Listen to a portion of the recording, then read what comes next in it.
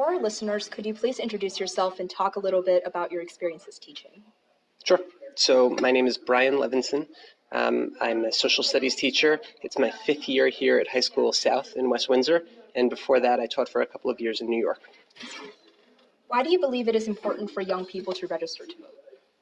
Because I think public policy right now heavily favors a lot of older voters, and part of that's because they come out to vote.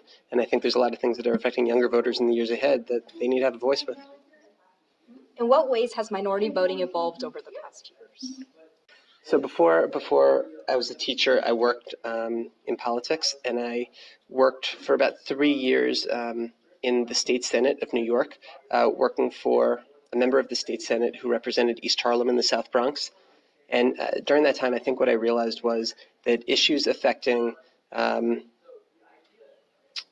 people of color, it's not just happening at the national level. It's not just happening like who's in the White House and who's not. It's happening at the local and state level. And frankly, those are like levels of government that don't get nearly enough attention in the media today.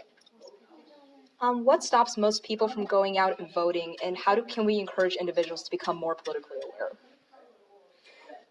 So I think Americans, we always do this thing where we bemoan voter participation, which is fairly low. There was this European writer who once said that in the West, everything is free but nothing matters.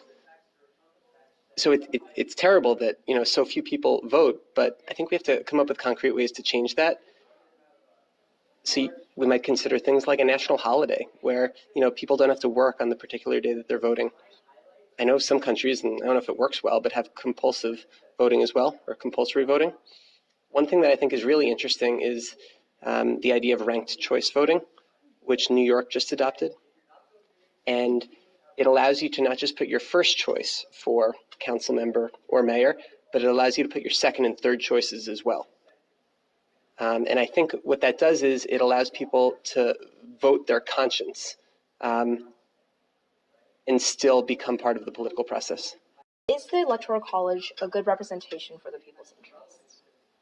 I think there's an interesting kind of national effort right now to use the Electoral College to create more of a national popular vote. I think it's called the National Popular Vote Interstate Compact, and it's worth looking up because it's a real thing that people are trying to get done. Awesome. Thank you so much.